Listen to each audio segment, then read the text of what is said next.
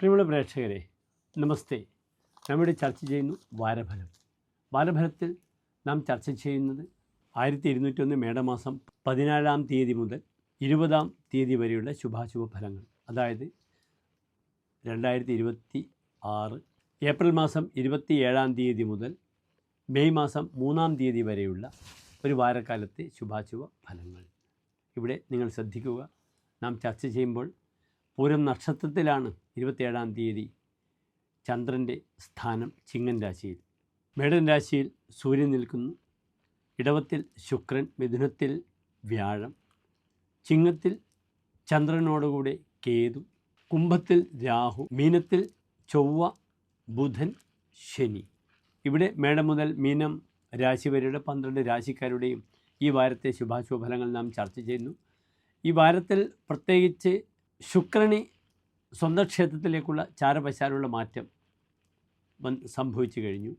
പിന്നീട് സൂര്യൻ ഇപ്പോഴും അത്യുച്ഛം വിട്ടു നിൽക്കുന്നു. പ്രതിതശ്ചതുരഃ അടനഃ അല്പവിത്തഃ ക്രിയേതു ആയുധഭൃത് വിതുംഗഭാവേ. മേടത്തിൽ ഉച്ച ക്ഷേത്രം മേടം 10 വരെയുള്ള സമയത്ത് സൂര്യൻ പ്രതിതഃ ചതുരഃ പ്രശസ്തനും സമർത്ഥനുമാകുന്നു. പിന്നീട് അങ്ങോട്ടുള്ള ദിനങ്ങളിൽ സൂര്യൻ്റെ ആ പ്രഭാവം അത്ര കണ്ട് ആചാര്യൻ വിശദീകരിച്ചിട്ടില്ല. വിതുംഗഭാവേ, ഉച്ചം ഭാവം കഴിഞ്ഞുള്ള സമയത്ത് മേടത്തിൽ നിൽക്കുന്ന സൂര്യൻ അടനഹ അല്പവിത്തഹ എന്നാണ് ഫലം പറഞ്ഞിരിക്കുന്നത്.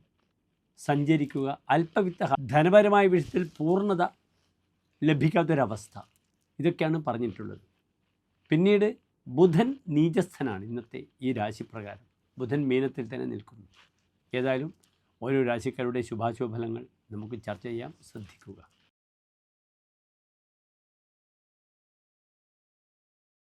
അവിട്ടം നക്ഷത്രത്തിൻ്റെ അവസാനത്തെ 30 നാഴിക, ചതയം പുരൂരുട്ടായ നക്ഷത്രത്തിൻ്റെ ആദ്യത്തെ 45 നാഴിക വരുന്ന 2 നക്ഷത്ര സമൂഹം.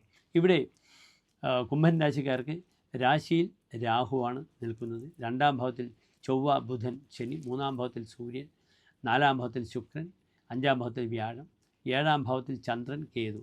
നല്ലൊരു ഗ്രഹസ്ഥിതിയാണ് ഈ ഒരു വാരം കുംഭൻ രാശിക്കാർ. വിവാഹ തീരുമാനങ്ങൾ ഉണ്ടാകാം. 7-ാം ഭാവത്തിൽ ചന്ദ്രനാണ്. വിവാഹം വേണ്ട എന്ന് പറയുന്ന വ്യക്തികളൊക്കെ തന്നെ പെട്ടെന്ന് വിവാഹത്തിന് സന്നദ്ധനാവുക, പെട്ടെന്ന് ചില ആളുകളെ കാണുക, ഇഷ്ടപ്പെടുക. പക്ഷെ അവിടെയൊക്കെ ശ്രദ്ധിക്കുക. അനാവശ്യമായ എടുത്തുചാട്ടം അപകടമുണ്ടാക്കും. വാക്കാണ് ഏറ്റവും ശ്രദ്ധിക്കേണ്ടത്. പെട്ടെന്നുണ്ടാകുന്ന ചില വാക്കുകളിലൂടെ വാക്തർക്കങ്ങൾ വരും. 2-ൽ ചൊവ്വയാണ്. അത് കർമ്മമേഖലയിലായാലും സൗഹൃദ വേദിയിലായാലും ശ്രദ്ധിക്കുക. വാക്കുകൾ കൊണ്ട് ശത്രുക്കളെ ഇല്ലാതെ ശ്രദ്ധിക്കുക. ഭൂമിലാഭം ഉണ്ടാകും. അപ്രകാരം തന്നെ പഠിതാക്കൾക്ക് ഏറ്റവും നല്ല സമയമാണ്. പഠനവുമായി ബന്ധപ്പെടുന്നവർക്കൊക്കെ തനിക്ക് ധനപരമായ അഭിവൃദ്ധിയും ലോൺ ലഭിക്കുക മുതലായ സൗഭാഗ്യങ്ങൾ വരും. വാഹനങ്ങൾ മാറ്റാം, ഭൂമി വാങ്ങുക, ഭൂമിയുമായി ബന്ധപ്പെടുന്ന അല്ലെങ്കിൽ വീടുമായി ബന്ധപ്പെടുന്ന പല കാര്യങ്ങളിലും സജീവമായി സക്രിയ രൂപേണ പ്രവർത്തിക്കാം. നല്ല സൗഹൃദങ്ങൾ വരിക, സൗഹൃദത്തിലൂടെ തനിക്ക് മാനസികമായ സുഖം ലഭിക്കുക. എപ്പോഴും കാശിൻ്റെ വിഷയത്തിൽ, ധനവിഷയത്തിൽ ശ്രദ്ധിച്ചില്ലെങ്കിൽ തനിക്ക് ധനനഷ്ടം വരും. 2-ൽ ചൊവ്വയാണ്. അതിനാൽ ഇൻവെസ്റ്റേഴ്സ് ബുദ്ധിപൂർവ്വം നീങ്ങുകയാണെങ്കിൽ തനിക്ക് ധാരാളം ധനപരമായ അഭിവൃദ്ധി വരും. How to utilise the money, utility of the money is important. എപ്രകാരം ആ ധനത്തെ സേവ് ചെയ്യണമെന്നും കൂടി പഠിക്കണം. നേത്രസംബന്ധമായ രോഗം ശ്രദ്ധിക്കുക.